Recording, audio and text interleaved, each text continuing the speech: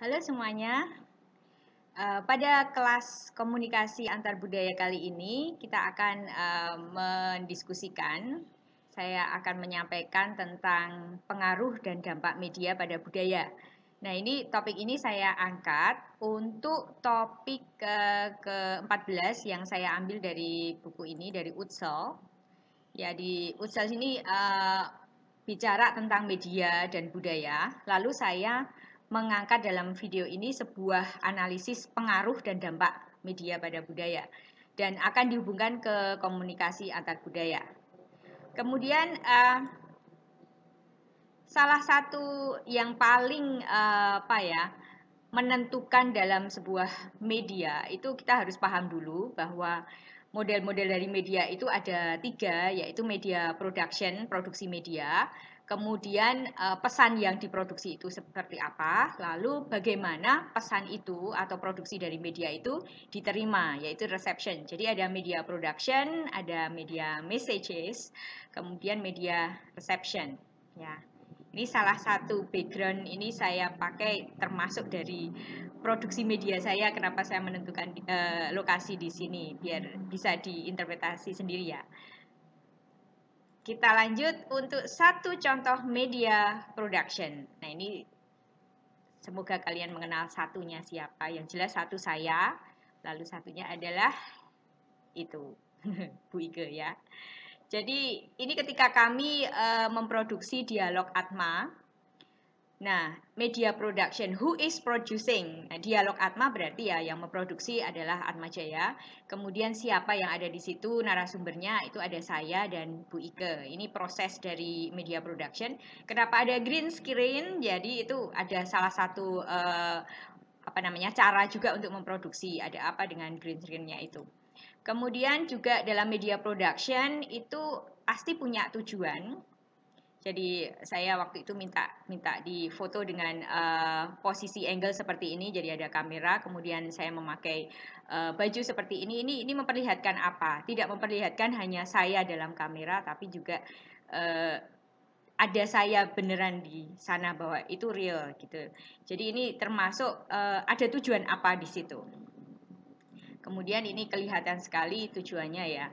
Dan juga dari tujuannya itu ada pesan yang tersampaikan. Jadi pesannya adalah dianggap sebagai sebuah ideologi dari media itu. Dengan produksi yang seperti itu, ini hasilnya adalah ideologi dari media. Jadi ada produksi dengan message atau pesan khusus yang disampaikan ke audience atau penontonnya. Nah, di sini salah satu scene hasil dari produksi saya adalah seperti ini. Lalu pesannya apa? Kelihatan saya bicara tentang apa, kemudian di situ ada tulisan, ada teks tentang apa. Nah, nanti hasilnya seperti apa kalian cek sendiri di dialog Atma ya, tentang saya dan Bu Ike di sana. Kemudian kita bicara media reception. Nah, media reception itu bicara tentang penonton, tentang audience. Nah, di sini ada 3 yang disampaikan oleh Utsel, yaitu bahwa bagaimana media itu diterima atau media itu ditolak. Setelah mereka menerima atau terpapar, mereka bisa menerima dari pesan itu atau menolak pesan itu, atau kemudian menciptakan lagi pesan-pesan yang ada itu. Ya, seperti kalian kalau misalnya ada YouTube cover gitu ya, ada lagu, lalu ada teks, ada film, ada yang lain, itu create itu termasuk di sana. Kemudian kita akan bicara dengan teori yang ada. Jadi ada beberapa teori yang berhubungan dengan media reception dan juga media production yang sudah Anda kenal sekali, yaitu di media production ada teori agenda setting sama cultural studies. Ya, kita bicara cultural studies karena memang kita berhubungan dengan budaya, dan di sini adalah antar budaya yang dibicarakan adalah reaksi antar budaya tersebut. Nah, di sini akan kita bicara satu persatu, yaitu salah satu dari tadi kan media production, sekarang media reception. Itu tentang usage and gratification, Anda pasti mengenal sekali. Saya tidak akan bicara terlalu detail tentang teori, tapi bagaimana penggunaan teori itu dalam topik media dan budaya. Kemudian cultivation theory dan hybridity dalam konteks, semuanya dalam konteks budaya. Kita bicara yang pertama dulu tentang usage and gratification. Tentang agenda setting. Ya, di teori agenda setting ini akan saya tunjukkan bagannya seperti ini. Jadi ada reality, ada media reality ya. Jadi media agenda. Kemudian ada public perception of reality, yaitu public agenda. Itu maksudnya apa? Ada keterangan di sini bahwa media itu menentukan topik apa. Dalam teori agenda setting ini melihat bahwa media itu menentukan isu apa atau topik apa yang harus atau yang didiskusikan di masyarakat. Jadi bukan tentang nanti orang mikir apa, tapi kita media itu mengkonstruksi apa yang harus dipikirkan, yaitu tentang isu-isu yang mereka sampaikan. Nah, media itu ada banyak sekali, dan dalam cultural studies itu yang dibicarakan di sini ada sampai sekarang ada media internet, radio, televisi, newspaper, magazines. Nah, di sini topiknya media itu ada 3 hal, yaitu media elektronik yang pertama, atau media cetak ya, yang dari awal tradisional itu media cetak. Media cetak itu adalah majalah dan koran, walaupun sekarang sudah sampai ke digitalisasi, tapi awalnya mereka adalah media cetak. Kemudian ada media elektronik, yaitu televisi dan radio yang pakai listrik-listrik itu. Lalu yang terakhir adalah media internet. Ya, media internet ini semuanya bisa masuk dalam social media, kemudian radio, televisi, magazine, newspapers yang akhirnya masuk ke dunia digital dan juga masuk ke online. Nah, cultural studies itu melihat bagaimana media ini diproduksi dan bagaimana mereka berproses atau berjuang dengan ideologi-ideologi mereka. Jadi mungkin ada majalah tertentu, misalnya majalah wanita, mereka punya ideologi tertentu. Dan bagaimana produksi ini merefleksikan sebuah budaya. Jadi kenapa kok ada majalah yang hanya untuk wanita? Misalnya kayak Kartini, Femina, kayak gitu.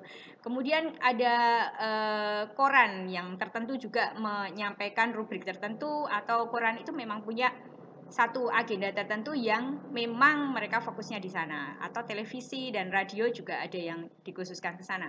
Nah, studi budaya atau cultural studies ini melihat bagaimana itu produksinya, kemudian perjuangan mereka, dan juga bagaimana produksi itu ditentukan seperti itu. Jadi prosesnya ada. Saya lanjutkan dengan ini. Seeing is believing. Jadi kalau nggak melihat, jadi melihat baru percaya, atau ya kita harus melihat dulu untuk percaya. Jadi yang dibicarakan dalam media dan budaya ini adalah impact atau dampak dari konglomerasi media. Di sini dilihat oleh Utsel adalah akhirnya dampak dari konglomerasi. Kita bicara konglomerasinya, itu ada sumber-sumber yang homogen akhirnya, karena konglomerasi itu pasti ada dominasi, ada kekuasaan. Akhirnya produksinya sangat homogen karena yang berkuasa itu saja, atau yang menang itu saja. Dan akhirnya yang dibawa oleh kelompok yang menang itu, mereka membawa budaya mereka. Lalu akhirnya ada dampak cultural imperialism. Jadi imperialisme budaya mempengaruhi budaya lain dengan budaya mereka yang menang itu. Kalau kalian masih ingat di komunikasi dan globalisasi, akan bicara juga salah satu konsep cultural imperialism. Nah, sangat berhubungan dengan KAB ya. Bagaimana dua budaya yang kalah dan yang menang saling berinteraksi. Nah, di sini saya pakai contoh Hollywood Diversity Report. Jadi bagaimana Hollywood itu sebagai media film terutama itu memproduksi, kemudian dilihat, dianalisis bagaimana keragamannya. Nah, ini agak kecil ya, saya bacakan saja beberapa tentang bahwa minoritas itu tuh sangat sedikit sekali yang dipakai. Jadi di sini lebih ke aktor utamanya itu hanya 15%. Kemudian dalam komedi dan drama itu hanya 5% yang memakai minoritas.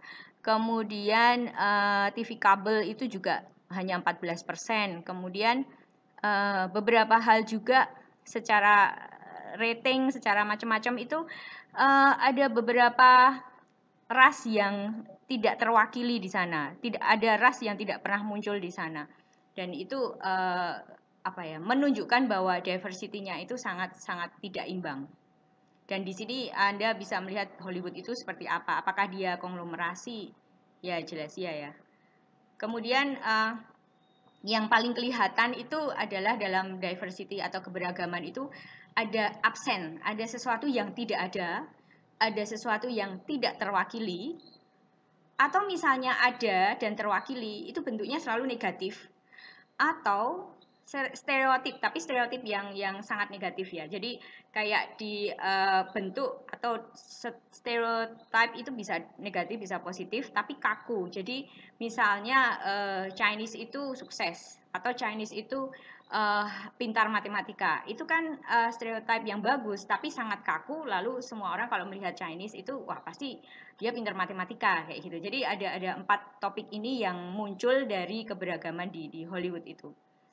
Kemudian itu yang dipercaya. Nah, ini Anda pasti juga sangat tahu no picture hoax. Misalnya ya, ada teman yang bilang aku sudah sampai di sini. Gambarnya mana sih? Anda tidak percaya kalau teman Anda tidak mengepost itu. Aduh, ya aku sudah sampai di sini.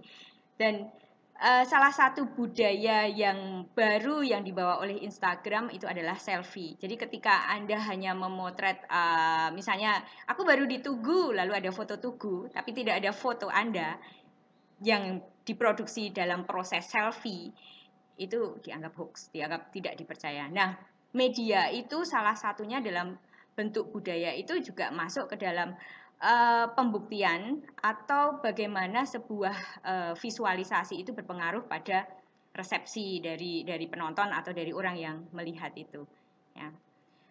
Kemudian kita sekarang masuk ke resepsi, pembicaraan resepsi ya, dimulai dari tadi no picture hoax itu. Nah ini kita baca dulu. Don't believe everything you read on the internet just because there's a picture with a quote next to it, yang ngomong Abraham Lincoln. Apakah Anda percaya bahwa Abraham Lincoln itu yang bicara ini? Kesannya ya kayak iyalah percayalah kayak gini, mudah sekali untuk percaya. Tapi ini saya tunjukkan sejarahnya bahwa Abraham Lincoln itu adalah Presiden Amerika ke-16. Dia lahir tahun 1809, kemudian meninggal 1865. Di dalam quote itu ada kata internet. Apakah sudah ada internet ketika itu? Misal pun ada, ya tidak terlalu populer kan, dan tidak bisa itu masuk dalam sebuah quote-nya Abraham Lincoln. Ya intinya bahwa sebenarnya tidak, itu bukan Lincoln karena tidak ada kata internet waktu tahun ketika dia hidup. Jadi ya ini sangat-sangat hoax sekali untuk quote-nya. Tapi begitu seperti ini ya apa sih yang kita terima? Percaya aja bahwa itu Lincoln yang ngomong. Padahal tidak. Nah, itu kita harus hati-hati. Nah, di sini dalam media reception ada satu teori yang digagas oleh Stuart Hall tahun 1973. Itu adalah audience atau readers reception theory. Jadi Anda pasti, itu salah tulisan ya, encoding dan decoding ya. Jadi bagaimana encoding itu bagaimana media itu menyampaikan, kemudian decoding itu bagaimana diterima oleh audience atau oleh readers ya. Dan di sini kita lihat satu contohnya adalah encodingnya adalah oranges are great. Pokoknya itu. Kemudian itu intended message-nya adalah great ya. Kemudian dalam bentuk resepsinya ada 3 proses yang terjadi, akan berupa dominan. Yang dominan seperti apa? Misalnya yang dominan itu biasanya yang setuju ya, dianggap yang setuju. Oh ya benar itu great. Kemudian ada negotiated yang masih mempertimbangkan. Kemudian yang terakhir oppositional yang melawan bahwa oranges are not great. Nah itu ada 3 tipe decoding, proses decoding yang terjadi. Itu yang digagas oleh Stuart Hall. Kemudian sebentar. Ini ada satu contoh reception juga, yaitu ketika kita bicara persepsi ya. Jadi posisi Anda ada di mana itu harus disadari bahwa persepsi orang itu berbeda-beda. Ketika kita ada di posisi orang yang bicara 4 atau 4 ya, dia melihatnya 4. Padahal orang di samping di lawannya, di depannya, seberangnya itu dia melihatnya 3. Itu benda yang sama, tinggal kita berdirinya di posisi apa. Berdiri itu bisa berarti background, bisa berarti posisi, bisa berarti pengalaman hidup kita yang berbeda. So everything we hear is an opinion, not a fact. Jadi yang kita dengarkan itu hanya pendapat orang itu. Everything we see is a perspective, not the truth. Ya, bisa saja itu sebuah persepsi dengan contoh seperti ini. Kemudian kita lanjut dengan teori uses and gratification. Jadi di sini Anda pasti sudah hafal bahwa audience members itu mereka aktif ya, dan mereka discriminating. Mereka selain aktif, mereka juga memilih users they are discriminating users of the media. Mereka memilih media apa yang mau ditonton. Kita lihat dibesarkan di sini. Jadi di sini medianya Twitter dan Facebook salah satu contohnya. Kemudian self confidence-nya itu seperti apa secara koran misalnya, ada kredibilitas enggak, atau bisa di-share atau tidak. Jadi ada pleasure juga, ada hiburan, kemudian empowerment, apakah itu membuat mereka itu menjadi empowered atau lebih ke berdaya, memberdayakan mereka. Jadi mereka memilih mana yang disukai. Kalau pengen hiburan ya itu, kalau pengen bicara tentang informasi ya tentang koran misalnya, atau tentang sesuatu yang topik-topik yang membuat mereka lebih berdaya. Kemudian selanjutnya adalah cultivation theory. Cultivation theory itu proses homogenisasi sebuah kepercayaan dari para penontonnya. Jadi ini bagaimana sebuah media itu diterima sehingga itu menjadi sesuatu yang benar. Jadi misalnya sarapan itu harus pakai cereal, terus audience itu percaya di situ. Jadi mereka itu akhirnya, penonton itu akhirnya sama-sama suka karena dipapari oleh media tertentu. Atau mungkin kita bisa pakai contoh drama Korea ya. Akhirnya drama Korea itu banyak sekali yang suka.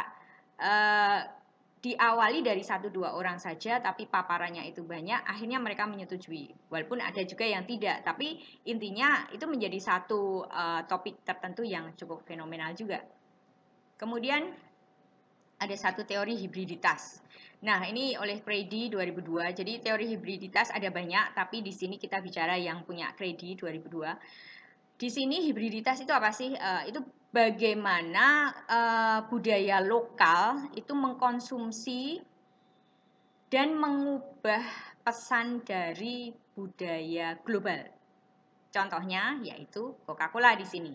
Nah, Coca-Cola itu di Rusia, ya kita tahu bahwa Coca-Cola itu adalah minuman ya, minuman bersoda. Tapi di Rusia itu menjadi seperti ini, menjadi skin smoothing. Coca-Cola itu bisa diminum, tapi bisa juga untuk menghaluskan kulit. Dan ini ada Colgate juga. Colgate itu kan produk global juga. Jadi alter message, maksudnya pesannya itu berubah. Pesan sebagai Coca-Cola itu penghilang rasa haus, menjadi kayak skincare ya, penghalus kulit. Nah, ini di Rusia yang terjadi. Ada banyak contoh, salah satunya ini. Itu untuk menjelaskan teori hibriditas tadi. Ya. Kemudian ada beberapa contoh media juga. Ini ada satu majalah namanya, saya lupa ini Red Dogs kalau nggak salah. Itu dia selalu menunjukkan before and after ya. Jadi salah satu di sini alternate images masuk dalam topik ini. Jadi yang kiri ini adalah foto aslinya, kemudian ketika menjadi cover itu menjadi seperti ini. Nah, Anda bisa melihat perubahannya atau tidak. Dia menunjukkan bahwa ini memang dialter, memang diubah.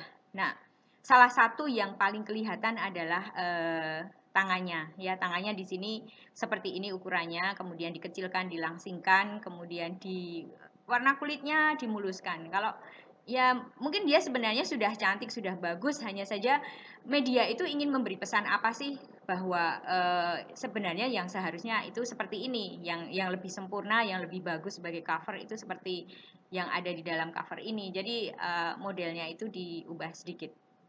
Kemudian terjadi juga altered image atau perubahan sebuah foto itu terjadi sangat fenomenal juga di National Geographic itu. Piramid ini, jadi ini gara-gara digital technology. Piramid itu seperti ini. Ini asli ya, ini foto aslinya. Tapi hanya gara-gara supaya apa ya namanya, cocok atau bisa masuk dalam sebuah apa namanya ini, sebentar, cover. Jadi covernya National Geographic itu kan portrait gitu. Kalau bentuknya seperti tadi itu tidak akan bisa cocok. Jadi ini kan sangat landscape, tapi begitu dibikin portrait itu tidak kelihatan piramidnya. Nah, perubahannya adalah piramidnya itu digeser sehingga bisa masuk di situ. Jadi ini terjadi tahun 82. Jadi ada ya di sini ada penjelasannya, bisa Anda baca sendiri. Intinya adalah National Geographic itu dianggap menggeser piramid hanya gara-gara supaya masuk. Nah, itu kan berarti tidak asli. Harusnya piramid itu jauh dan tidak bisa seperti itu bentuknya karena memang sebenarnya jauh. Tapi ini digeser sehingga kesannya itu piramid itu sangat dekat, padahal itu sebenarnya tidak. Nah, itu ketika itu masuk ke cover ya kita anggap sebagai sesuatu yang benar. Lalu ada kontroversial lagi tentang O.J. Simpson yang di sini ada apa namanya proses di pengadilan tentang pembunuhan ya di sini. Nah, ini apa yang ada di sini? Satu itu Newsweek, satunya Time. Nah, yang berbeda apa? Dan O.J. Simpson itu apa? Dia minoritas di Amerika dan dia apa namanya, kulit hitam ya, minoritas dan dia kulit hitam.